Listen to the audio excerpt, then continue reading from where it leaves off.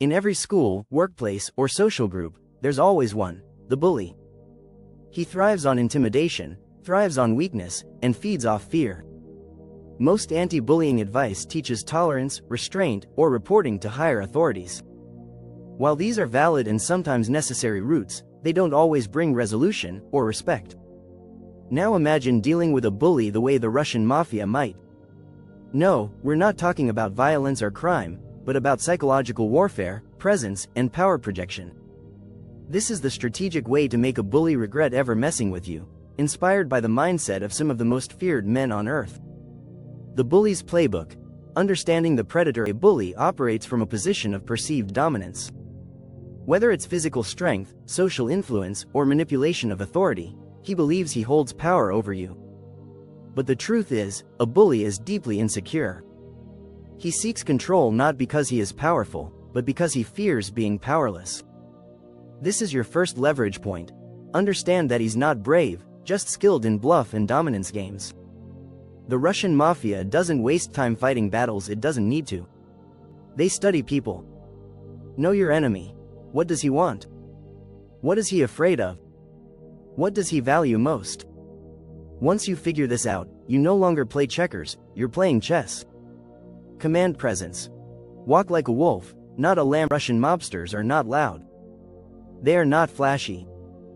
They don't need to scream to get attention. Their power comes from silence, posture, and a calm that borders on eerie. To deal with a bully effectively, you must project a presence that makes him second-guess messing with you. Tips for command presence. Eye contact. Hold it longer than is comfortable. It says, "I'm not afraid of you." Posture. Shoulders back, spine straight, chin level. Weak posture invites attack. Speech. Speak slowly and clearly. Rushed speech is a sign of anxiety. Silence. Sometimes, the best answer is none. A well-placed silence can be louder than any insult. Presence creates a psychological ripple effect. Bullies are used to reactions, tears, shouting, retreat. If you give them ice, no reaction, just calm power, they begin to falter. You're breaking the script. The strategic counter. Make it expensive. One of the most feared Russian Mafia tactics isn't violence. It's the art of making things expensive for those who wrong them. Not financially, necessarily, but emotionally and socially. Every time the bully targets you, he should pay for it. How to make bullying expensive. Leverage social dynamics. Bullies thrive when the crowd is silent. But what if you shift the crowd against him?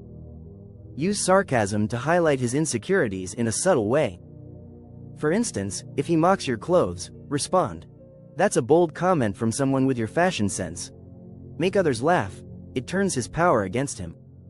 Master the quiet comeback. Don't try to outshout a bully. Instead, deliver one precise, unsettling remark. "You seem really obsessed with me. You okay?" Or, "Is this your way of asking for attention?" Calm, mocking detachment is disarming. Build alliances. Russian mobsters don't work alone. They build networks. Do the same. Befriend others the bully targets. Together, you're no longer prey, you're a pack. The idea is to change the equation. If bullying you no longer feeds his ego, if instead it makes him look like a clown, or costs him popularity, or earns him sharp comebacks, then it's no longer profitable.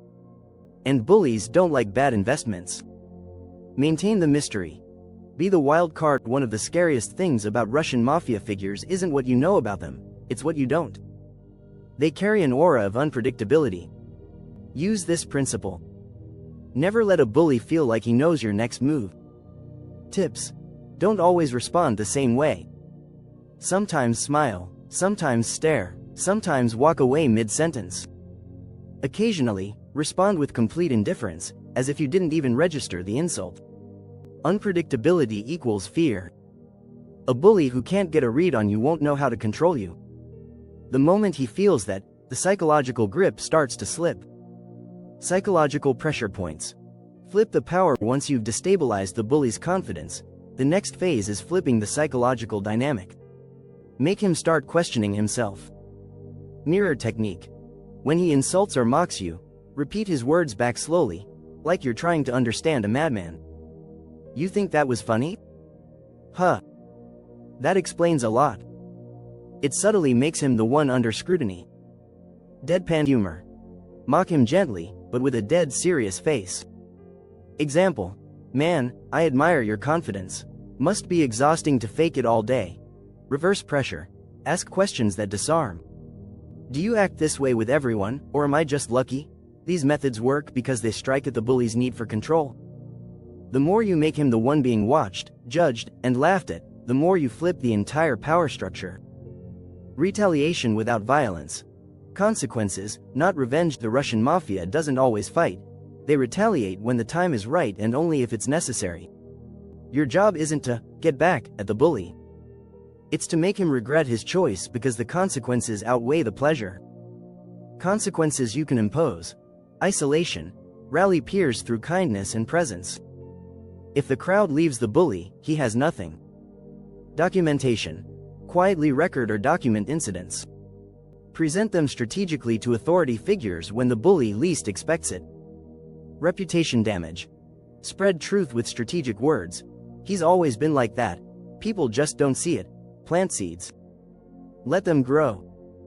Bullies fall when the group no longer tolerates their act, and when their target becomes stronger, more charismatic, and unpredictable.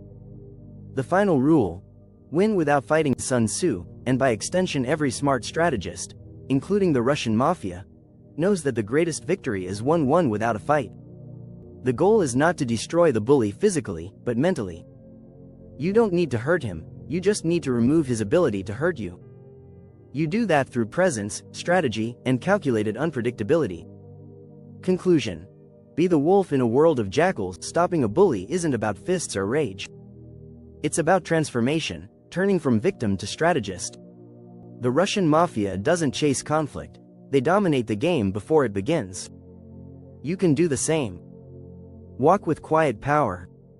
Speak only when necessary. Project confidence like a shadow. Let the bully realize, too late, that picking on you was the worst move he ever made. That's how you stop a bully, and make sure he never forgets it.